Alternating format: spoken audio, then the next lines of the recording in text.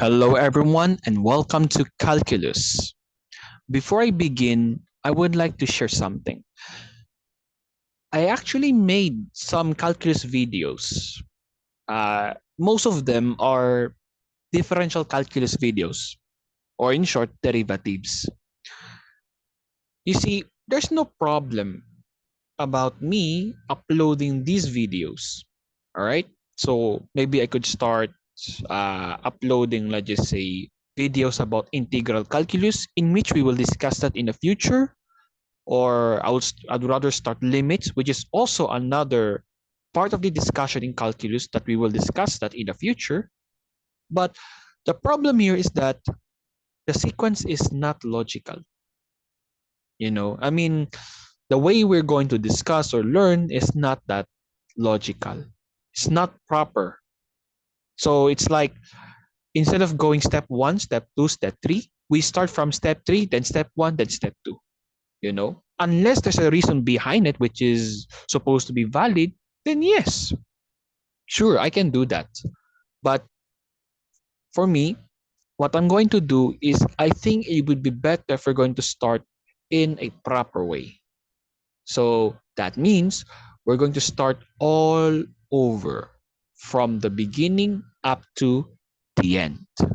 So here, what we're going to learn first is the introduction to this subject, then up to the end of the topics in the subject.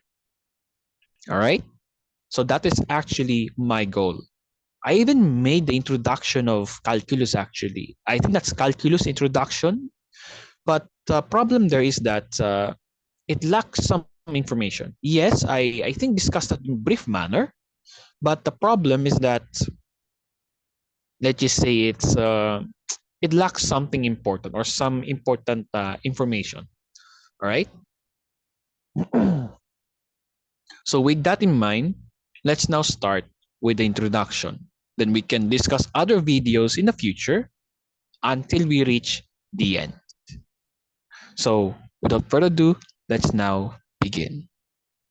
So what is calculus? Let's have some scenarios that applies this subject to it. Suppose that you're inside of that car. You're still not driving because you're about to start the engine. Once you start the engine, you drive. So this is the result. So here, at this point, until this point, let me just draw a line here, right? You traveled 10 kilometers within 2 minutes. Damn, that's fast actually. All right. Now, here's the thing. The speed here is not constant. All right. What do I mean by that? Meaning the speed of your car from that point up to the other point are not the same. Just like this one, at the start, you're not moving because you're still about to start the engine. So there's no speed. Then once you start the engine, then you start driving, it goes a bit faster and faster, then faster, then faster, then faster. And I get you, and I hope you get what I mean here. So let's just say the scenario is like this. You go faster and faster and faster. All right. Now, here's the thing. I want you to find the speed from this point, which is the starting point, up to this point that reached 10 kilometers. So it's easy. Okay. All you need to do is just to use this formula. V is equal to distance all over T. Distance is the total distance traveled. Okay. The total distance traveled, like how far you've really traveled from that point up to that point. Then T is the duration, like how far did you reach from that point up to that point. Okay, the duration. Okay, so suppose here you're still starting, so obviously you have 0 minutes. You get me? Then once you start driving, then until you reach this point, it reached 2 minutes. So that's the duration of you driving. Okay, so now let's substitute. So your total distance traveled is 10 kilometers. Then your time is or the duration is 2 minutes, what would be the answer? So the answer for this one is 5 kilometers per minute. So that's how fast the car is. That means that in 1 minute, you can reach 5 kilometers. Okay? So you see that this is the speed from this up to this. Okay? From here up to here. All right? Let's have another example.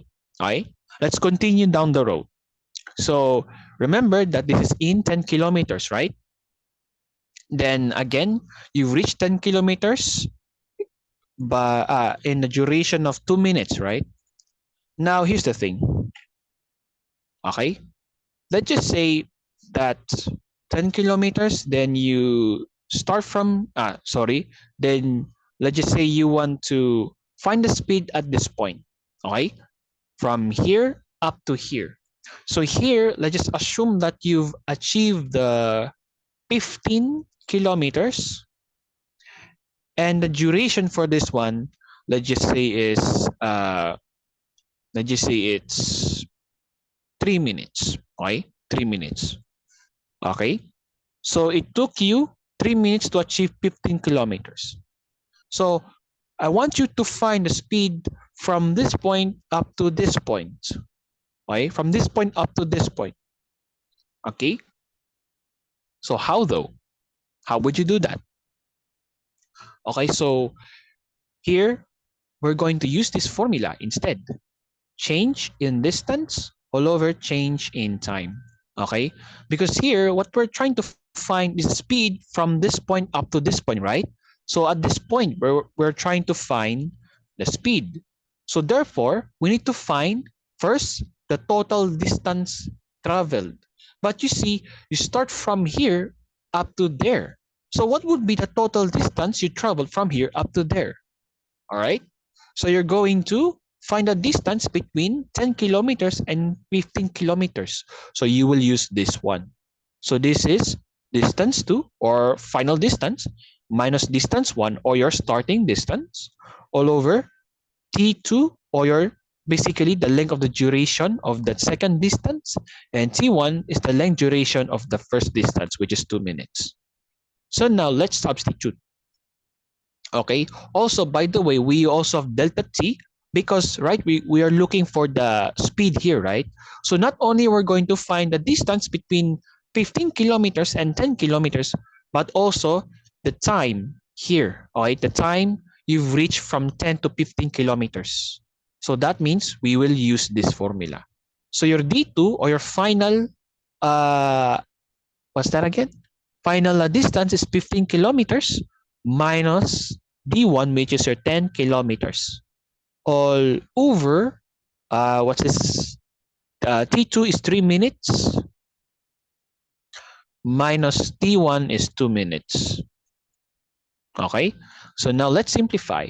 10 kilometers minus 15 kilometers minus 10 kilometers is 5 kilometers. All over 3 minutes, 1 minus 2 minutes is just 1 minute. So the result here is 5 kilometers per minute. So this is how fast you are at this interval. So from 10 kilometers to 15 kilometers, your speed is 5 kilometers per minute. So 5 kilometers per minute.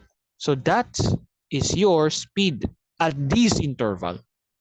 But you see, the speed that I was looking for here is the average speed. Do you know what I mean by average speed? Average speed is just basically you're going to get the speed from the start up to the finish. All right, just like this one. You start 10 kilometers, then end at 15 kilometers, right? Okay, and here, the same thing here. This is also average. You know why? Because here you have the total distance traveled. So right, you have 0 up to 10, right? So that's the total distance traveled.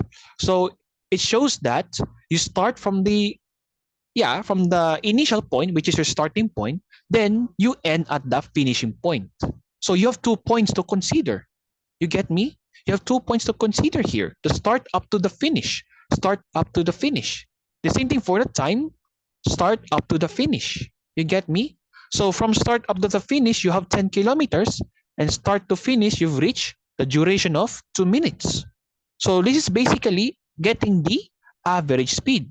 And similar in this case, here, okay, so initially you've traveled 10 kilometers within 2 minutes, then finally you've traveled 15 kilometers within 3 minutes.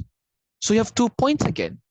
You get me? From the initial, which is the start, up to the finish. Start, finish, start, finish. You see? So it's average. So what's the big deal here? So the big deal here is that I want to find, let's just say, let me erase this one, all right? Let me erase this one. Okay, let's just say here, okay? This one, I want to find the speed at that point. This point only, this point, this point. Okay? Nothing, I'm not talking about from the start to finish, like for example, initially 10 kilometers, right? Remember that? No, I'm not gonna include that. What I want is this, the speed at that point. All right? I want to find the speed at this point. This point. I don't care the start. I don't care the finish at this point. I want to find the speed at this point. So if you're asking me, is it possible? The answer is no. It's not possible. Totally, it's not possible. Why? Because for you to find the speed, you need 2 points. All right. That's why we have right, v is equal to d all over t, right? This d is not just the distance that you observe, but rather the total distance you travel, the distance between the start or initial up to the end, right? So meaning you have 2 points. Similarly, for the time, you also need 2 points from initial up to the final. So let's just say, okay, let's use this formula. Okay? Let's just use this formula for a second. Okay? So let's find the speed here at that point. So we have 2 points, right? Initial to start. No. You know, you see, these 2 points are exactly 1 because we're pertaining to that. So what happens here, we will have to the same distance. 15 kilometers minus 15 kilometers all over 3 minutes, right? 3 minutes minus 3 minutes. So what's the answer?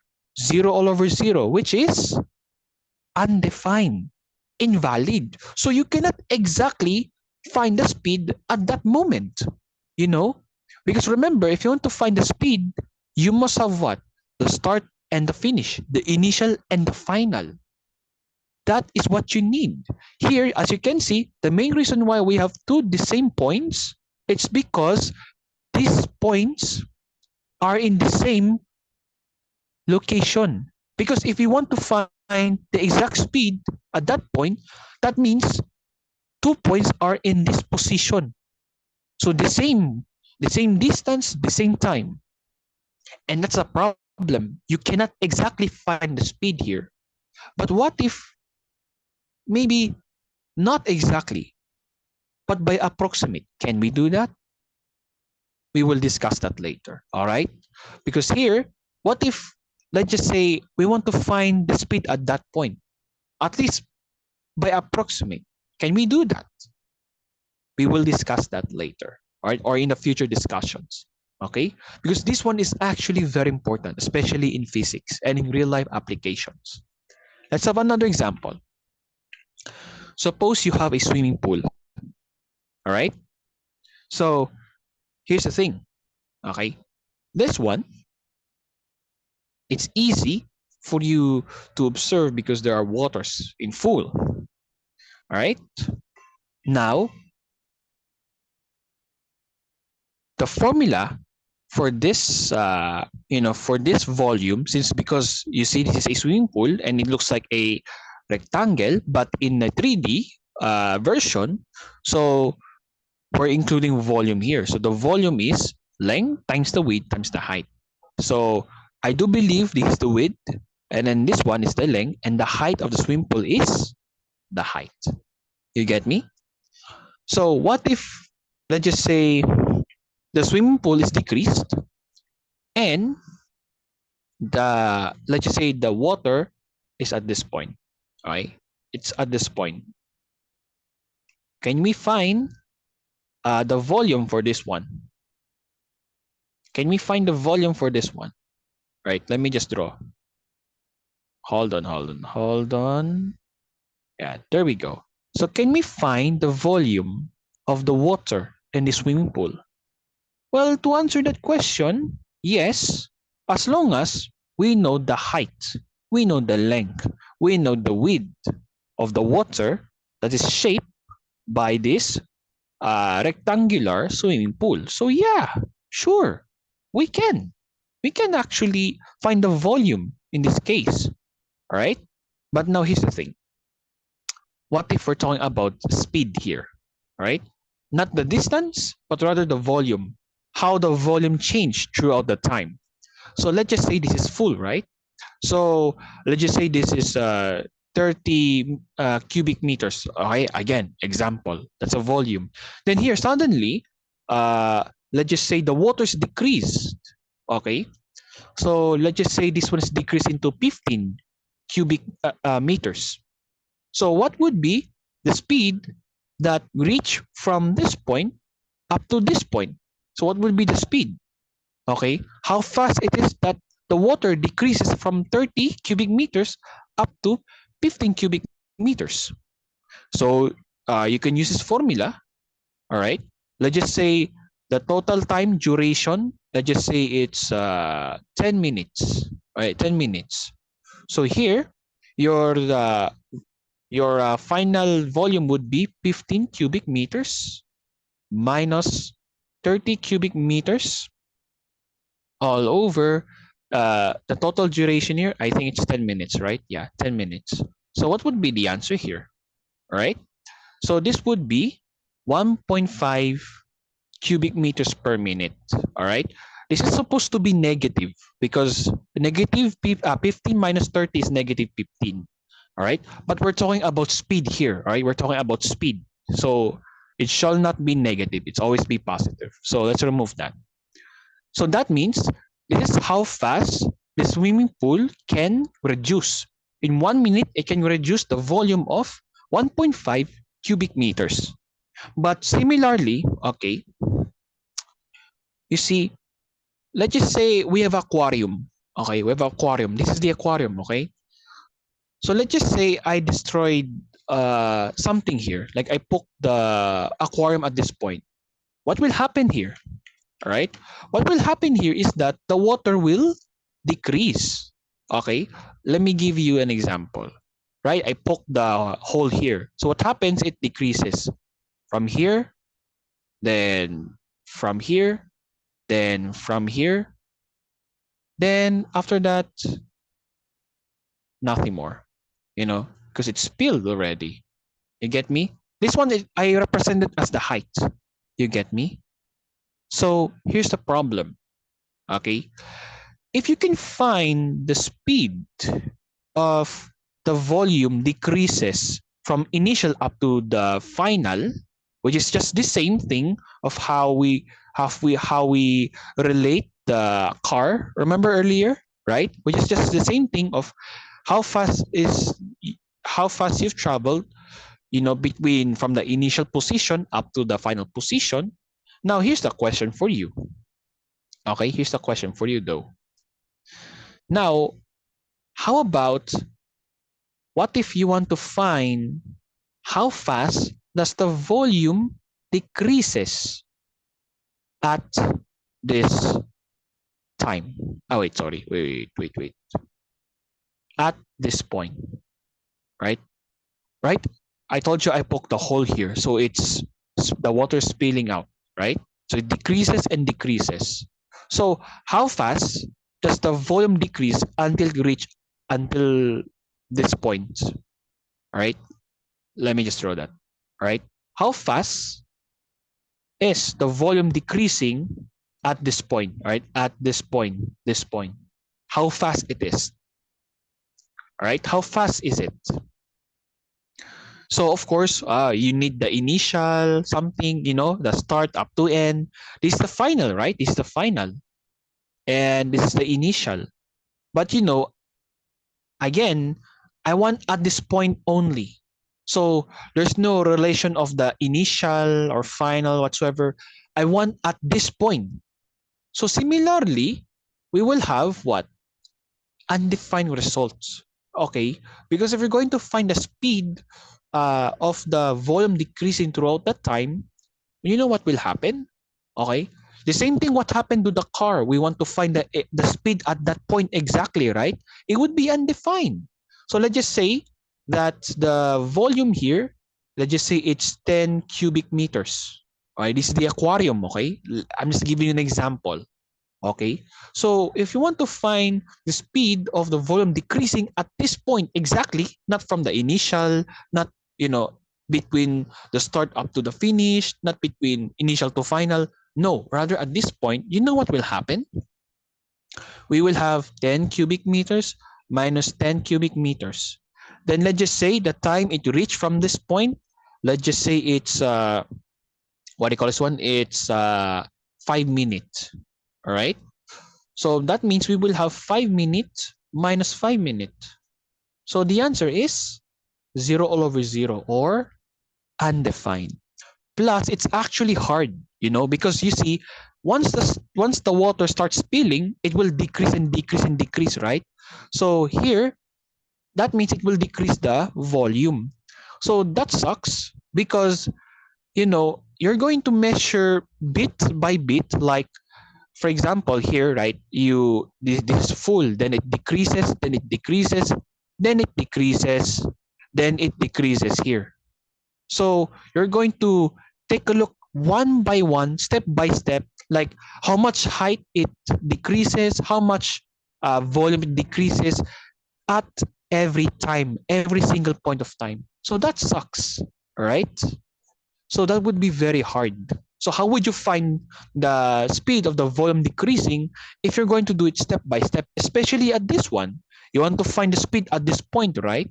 So that sucks, right? It doesn't involve initial up to the final. No, pertaining to at that point exactly. But you see, in getting the speed, I told you earlier, it needs 2 points, but no, at that point exactly. So you see that we're going to have a hard time. But don't worry, because in this subject, we can tell maybe not exactly how much volume or the speed of the volume decreases at that time, but at least by approximate, okay, or by estimate. We will discuss that in the future, all right? And last but not the least, how about this one? You see this? I want you to find the volume of this one. Easy. It's basically this one, right? Volume, length, times width, times the height, right? Easy. Okay, just know the formula. That's it. The area of the rectangle. It's easy. Area is equals to base times height because this is the base, this is the height. So to get the area, just multiply the base and the height. That's it. How about this one? The volume of the cube. Easy. It's V is equal to x cube. Because you see, the sides of all of the sides of the cube here are all the same.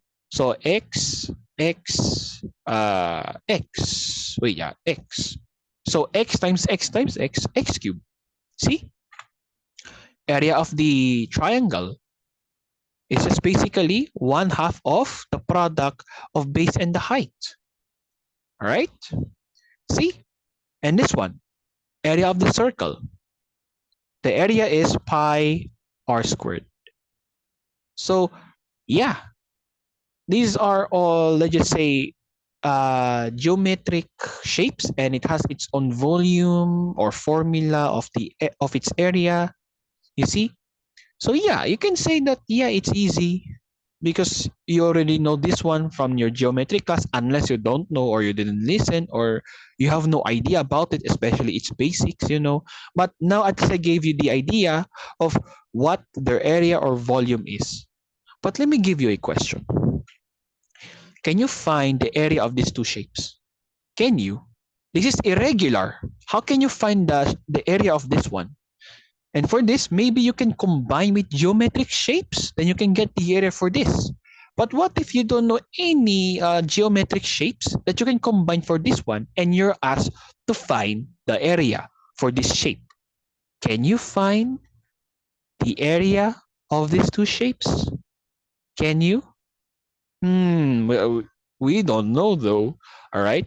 Especially that these two shapes are, let's just say, irregular. Especially this one though. This is very irregular. You get me? And speaking of volume, let's just say I want you to find the volume of this shape. Can you find the volume of this shape? This is irregular, by the way. Can you? Of course you can. Plus, if you're going to take a look at your geometry lessons before in high school, nope, you can't. Maybe with some combinations of some volume formulas. Maybe you can apply the volume of the circle here, triangle, right?